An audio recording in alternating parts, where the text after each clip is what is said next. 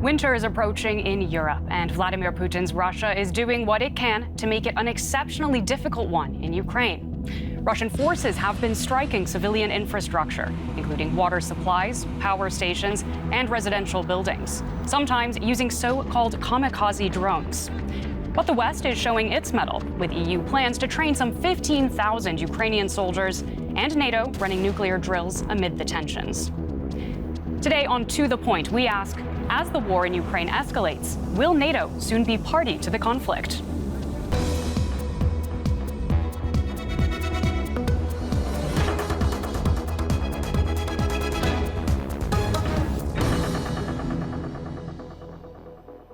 Hello and welcome. I'm Claire Richardson in Berlin. It's a great privilege to be hosting this edition of To The Point. We have a fantastic panel for you this week. Very pleased to welcome Marina Henke, a security expert and professor of international relations at the Hertie School in Berlin.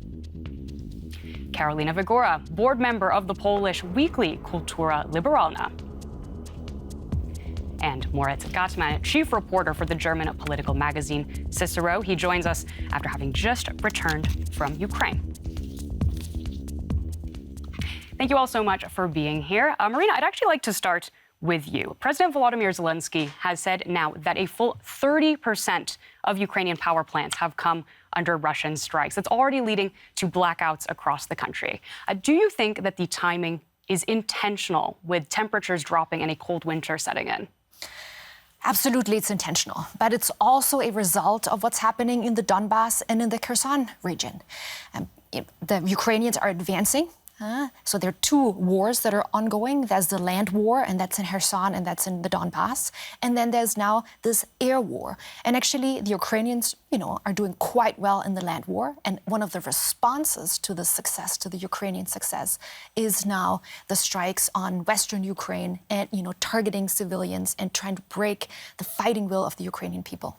And Karolina, is that also your impression? What do you make of these attacks on civilian infrastructure?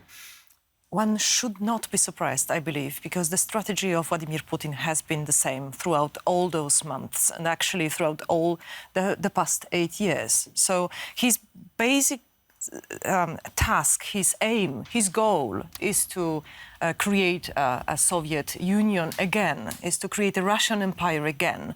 And so he has to go. It's a process that started with Chechnya, and then he went to Georgia, and of course he went to Ukraine.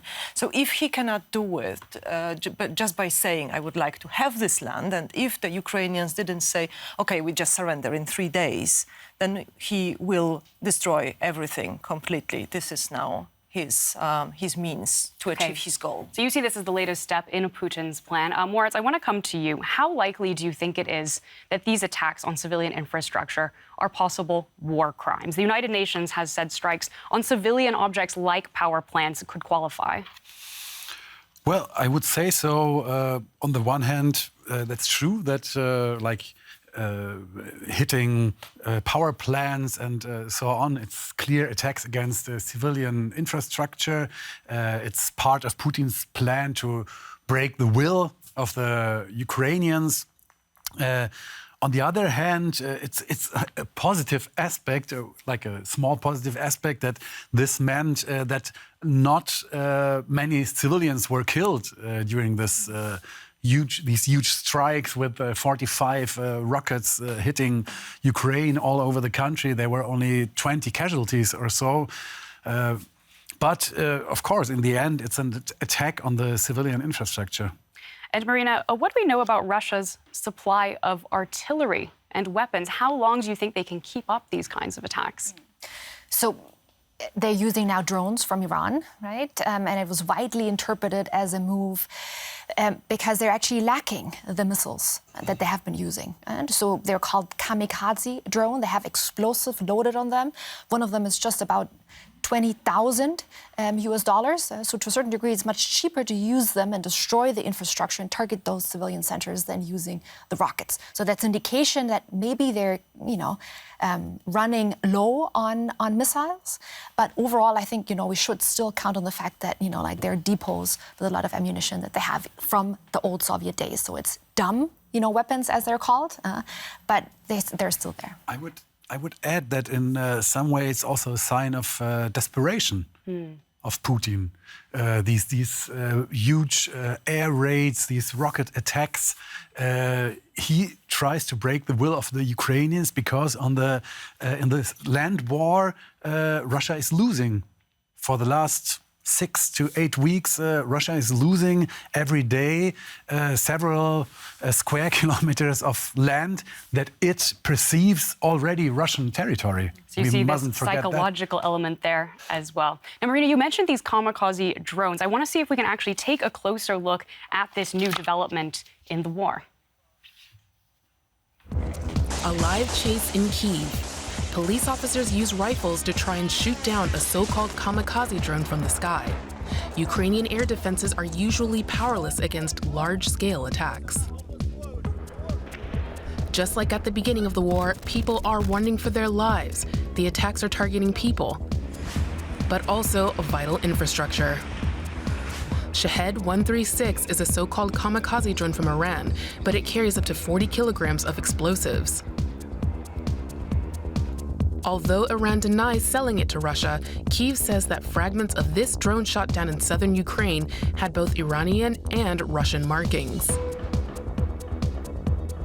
This particular Iranian drone model costs around 20,000 euros each, a pittance compared to Russian missiles.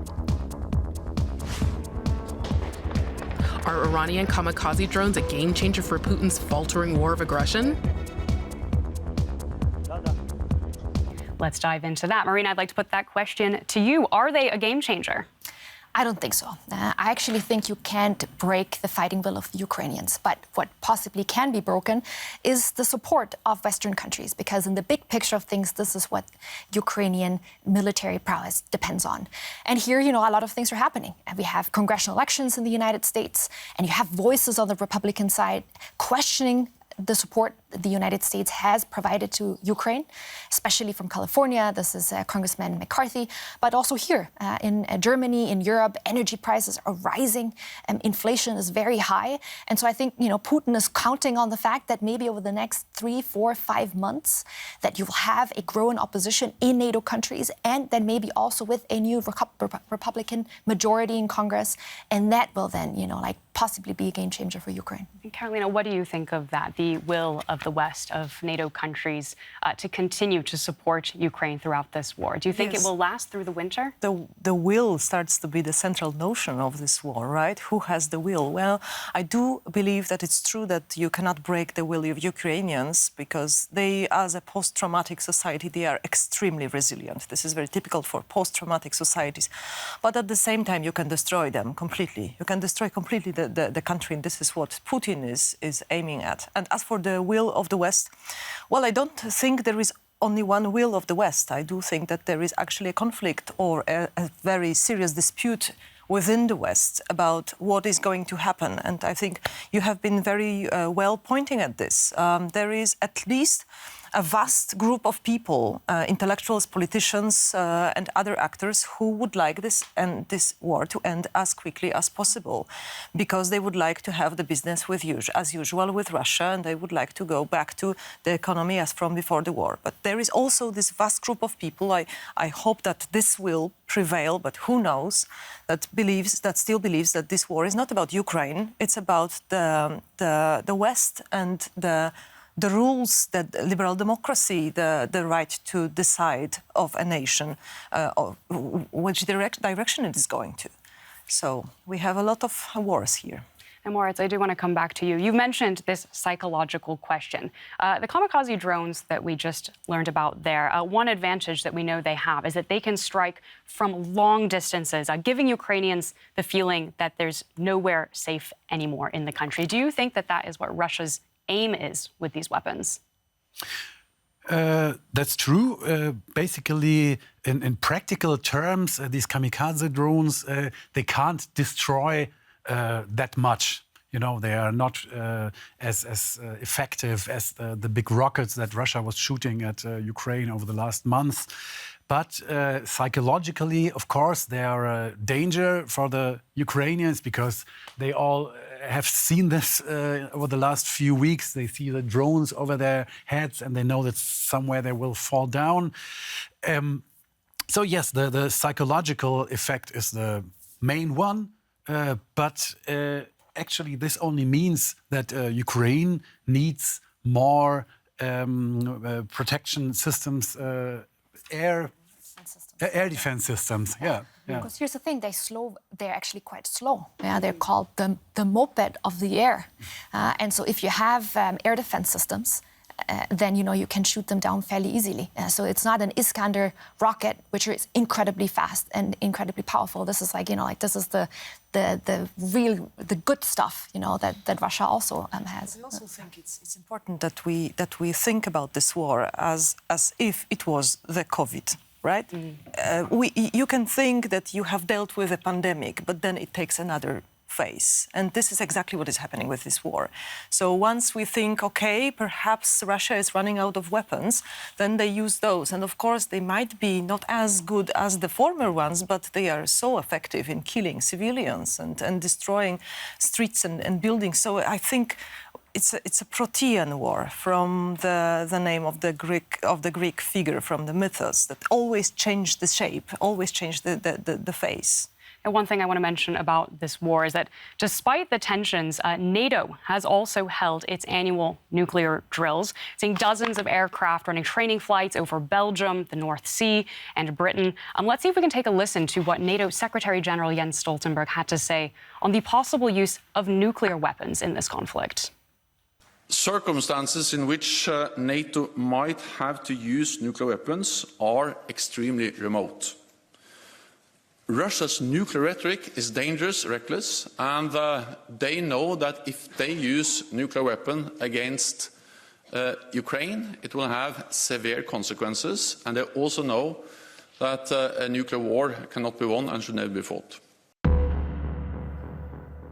So NATO is insisting that these drills are routine, that they happen every year and are not a direct response to tensions with Russia. But Marina, I want to come over to you and ask, don't you think that practicing using U.S. nuclear weapons in Europe is a provocation in this climate? So it forms part and parcel of the logic of deterrence, of nuclear deterrence. When we look back in history, every single time the Soviet Union, and by the way, the same goes also for other nuclear powers, have used or threatened with nuclear weapons used in kind of an exercise scenario, the opposing party has done the same. Because the idea of deterrence is not, like they're threatening usage, then we engage in dialogue. No, the logic of deterrence is that signaling to them, if you use them on our territory, then you will also get destroyed. So, there has been a lot of criticism on the NATO side that a response was lacking to all those threats from the Russians using tactical nuclear weapons. And I think this has been ramping up now from, the United States and from NATO. First, that Biden and his national security advisor have come out and said, if you use them, you will have devastating consequences. And then, NATO is also now practicing these nuclear strikes. But I think still it's very important to underline that this is not a novelty. There have been these tactical nuclear weapons stationed on European soil since the 50s. These exercises are very regular, and this is just part and parcel of what NATO does. NATO is a nuclear alliance. And Moritz, do you think the West's response to these threats of using nuclear weapons, has the response been adequate? I would certainly say so. Basically, it's an answer to Russia's threats. And President Zelensky of Ukraine, he was really pushing for this kind of answer because Ukraine itself, if there will be a nuclear nuclear strike, then Ukraine will be the victim. So Zelensky was telling the West that please make clear to Russia with clear actions that they shouldn't do this. Because afterwards it will be harder. You need these signals like this maneuver, you need these signals beforehand, before it's happened. Okay, so the maneuvers are an important part of that. Karolina, do you think that Putin would risk a nuclear war with NATO? I know that in your home country, Poland, also obviously in the Baltic states, there does seem to be a sense that there is a real fear of exactly that happening. In Poland and in the Baltic states, basically, people don't have as big fear of the nuclear conflict as, for example, here in Germany. That's very interesting. I wouldn't like to be misunderstood here. It's not that we are so naive and think that nuclear weapons are not horrible. They are horrible. They destroy everything. But the experience of the states, eastern to Germany, is basically that we have experienced a cyclical destruction coming from the Russian Empire for the past 300 years, which makes us think, okay, nuclear weapons are horrible, but at the same time, they are only one of the ways you can totally destruct a country. So this is totally destroy the country. So this is very important, I think. And if you ask me whether I think that Putin is going to go into nuclear war, well, I would say yes and no. The possibility, the probability that he will use the nuclear weapons, I think, is quite high, but I don't mean that he is going to strike very hard on a city, for example. It won't be another Hiroshima. It might happen on the sea. It might happen very high in the air so that the systems go down, so that he shows that his strength and his ability. And then it all makes the NATO's answer quite unclear. It makes it more difficult. So I don't think, using the same language like Chernobyl or Hiroshima or nuclear war, I don't think this really explains the nuanced character of what might happen. Okay, so that's not a helpful way of describing it. Marina, what's the view here in Germany toward the possible use of nuclear weapons? So I'm a professor. I do a lot of research on this question. And interestingly, I ran a survey and 3,000 Germans answered. And so first and foremost, they actually also get angry, so they're not that scared. I was myself surprised by those results, but more people in Germany get angry by such a scenario than actually scared. In the sense they get angry at Vladimir Putin for engaging in this. Exactly. And then, the largest number of respondents is in favor of a conventional strike to respond to such a tactical nuclear weapon strike. So I think this idea that Putin has, that he can intimidate and paralyze NATO, and especially Germany, I totally concur with Karolina, is wrong. So probably, there will be much more kind of an angry movement that says, no, we really cannot trust this guy, and we have to, support Ukraine even more. And Moritz, do you think that public opinion that Marina is talking about is also shared by politicians in Germany, that if we were to see a nuclear strike, that the correct response would be one using conventional warfare from the West? Well, as you have pointed out, there may be a tactical nuclear strike that is not so clear to judge, in the air, on the sea. So if something like this happens, there will be a discussion on what was this, should we answer full scale on this or not, because there are not so many victims maybe, it was only technical damage maybe. So, do you think there will be a discussion, or it won't be an immediate response then? I think there will be a discussion, because in the end,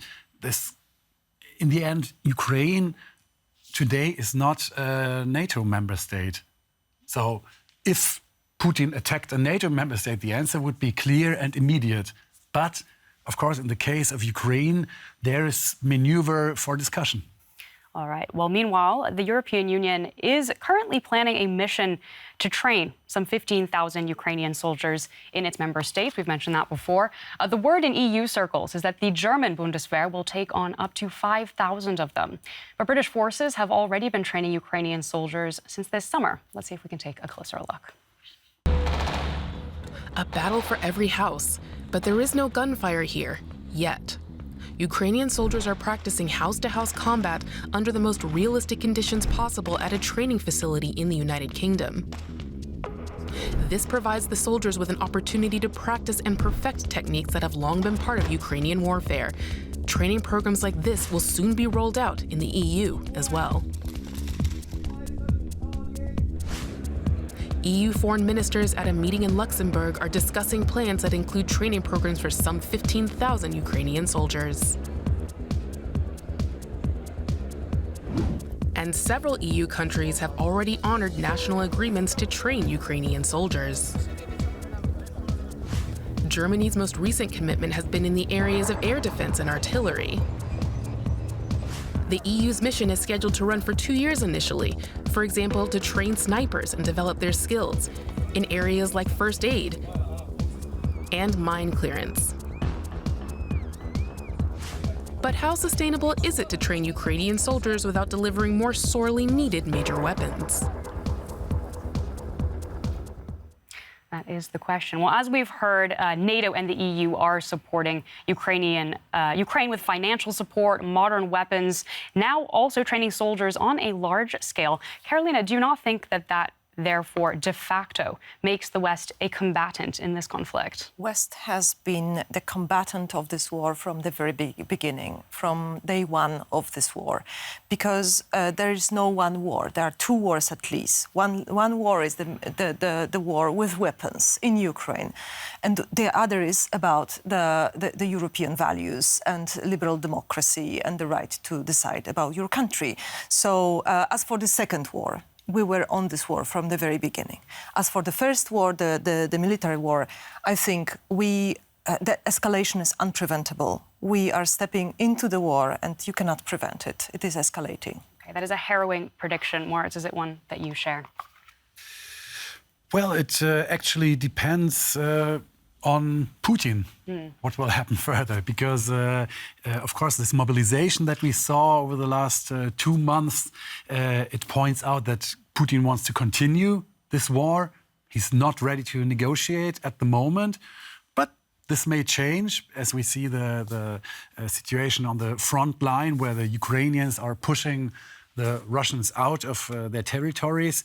It basically depends on how Putin will act in the upcoming months. And to the question of whether NATO is a party to this conflict already, what do you think?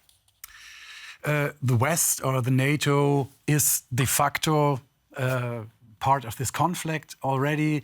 De jure, it's not, because we don't have any NATO troops fighting in Ukraine, any NATO troops fighting against Russia. And I think, this is an important aspect.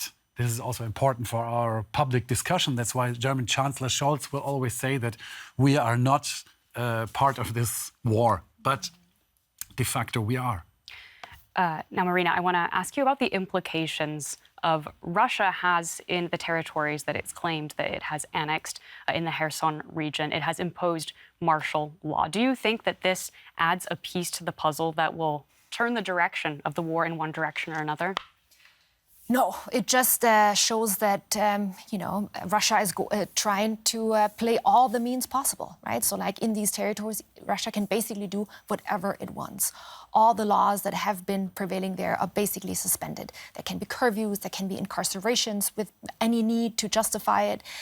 I think to this question of, whether we're already at war, yes, and because we need to also ask, what are we fighting for and what is this war all about? And I think Karolina and both Moritz mentioned it quite nicely. This is not just a war over Ukrainian territory. This is a war about democracy. This is a war about our liberal value system. This is the war about our liberal world order. And I'm willing to defend it, and I think we need to defend this. This is, in the end, what the fight is about. And I think, we should not be ashamed saying we are part of that war, because we benefit from democracy and from this liberal value system every single day here in Germany. And so I think, we need to, pick up the slack and say we're fully supporting also Ukraine, because they are fighting it for real. And by the way, we are also benefiting from the fact that it's not possible to change borders.